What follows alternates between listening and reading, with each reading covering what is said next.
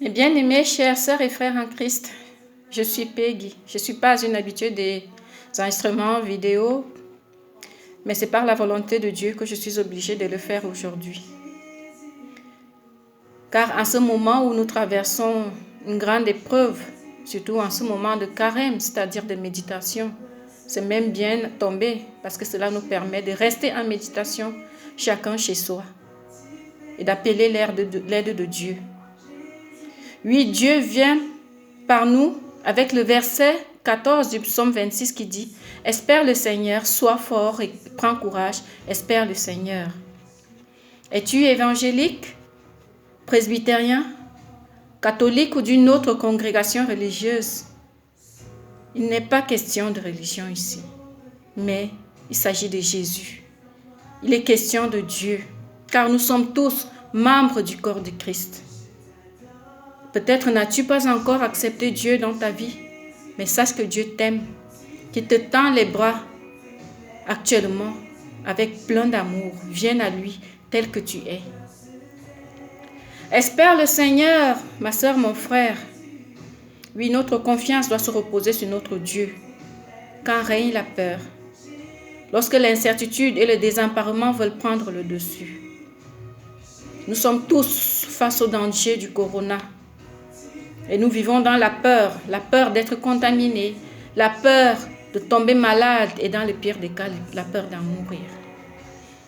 Comment combats-tu donc cette crainte? David, dans son psaume 56, versets 3 ou 4 en fonction des versions bibliques, nous dit ceci. « Quand je suis dans la crainte, en toi je me confie. » Oui, Dieu se confie à Dieu. David se confie en Dieu. Dieu nous invite donc de nous confier à lui. Lorsque nous sommes dans la crainte, lorsque nous traversons des moments difficiles, nous devons faire confiance à notre Dieu. Dans Ésaïe 41, verset 13, il est écrit « Je suis l'Éternel ton Dieu qui fortifie ta droite, qui te dit, ne crains rien, je viens à ton secours. » Le Seigneur nous demande de ne pas avoir peur. Il viendra à notre secours. Ayons seulement foi. La foi est différente de la peur. La peur ne vient pas de Dieu, mais du diable. En Dieu, c'est la foi. Dieu, quel que soit l'objet de notre crainte, Dieu est au-dessus de tout. Et il peut tout. Un virus invisible à l'œil nu, tellement petit mais qui secoue le monde entier. Le système médical est désemparé. Ayons une pensée particulière à tous les décédés et confions à Dieu leurs âmes. Et que le Seigneur puisse réconforter les familles si durement éprouvées. Ma soeur, mon frère, il y a un meilleur expert qui dépasse la science, car c'est lui qui a tout créé. C'est lui qui a donné l'intelligence à l'homme. Cet expert te dit dans Deutéronome 7, verset 15, « L'Éternel éloignera de toi toute maladie.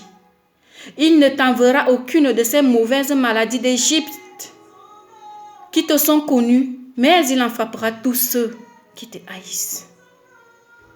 L'Éternel éloignera de toi toute maladie. » Tel le dit le Seigneur. L'Éternel éloignera de toi, où que tu te trouves, toi, ta famille et tous ceux qui te sont chers, de ce coronavirus au nom puissant de Jésus-Christ. Ce coronavirus abrégé COVID-19. Aie confiance en Dieu, aie foi en Jésus-Christ. Es-tu un personnel soignant, obligé de sortir tous les jours pendant que les autres restent chez eux en confinement pour aller t'occuper des malades dans des centres hospitaliers ou dans des maisons de retraite en mettant ta propre vie et celle de ta famille en danger? Sois confiant aux paroles de Dieu. Tu es au centre de ses préoccupations. agents d'entretien, surtout ceux qui travaillent dans les centres hospitaliers, les vendeurs, les caissiers qui n'ont même pas de repos. Dieu ne vous a pas oublié. Ayez confiance en lui. Le psaume de protection suffisante de Dieu contre plusieurs maux. Contre plusieurs maux, et plus particulièrement les maladies, du verset 1 au verset 7, qui est le psaume 91. Vous permettra également d'être en sécurité contre le coronavirus. Il suffit d'avoir foi en Dieu, tout en respectant les mesures d'hygiène. Méditons le psaume 91. Celui qui demeure sous l'abri du Très-Haut repose à l'ombre du Tout-Puissant. Je dis à l'Éternel, tu es mon refuge et ma forteresse, mon Dieu en qui je me confie. Oui, c'est lui qui te délivre du piège de l'oiseleur et de la peste dévastatrice. Il te couvrira de ses plumes et tu trouveras un refuge sous ses ailes. Sa fidélité est un bouclier et une cuirasse. Tu ne redouteras ni les terreurs de la nuit, ni la flèche qui vole de jour, ni la peste qui rôde dans les ténèbres, ni le fléau qui frappe en plein midi. Si 1000 tombent à côté de toi et 10 000 à ta droite, tu ne seras pas atteint. Ouvre seulement les yeux et tu verras la rétribution des méchants. Oui, tu es mon refuge éternel. Tu fais du Très-Haut ta retraite. Aucun malheur ne t'arrivera. Aucun fléau n'approchera de ta tente. Car il ordonnera à ses anges de te garder dans toutes tes voies. Ils te porteront sur les mains, de peur que ton pied ne heurte contre une pierre. Tu marcheras sur le lion et sur la vipère. Tu piétineras le lionceau et le dragon.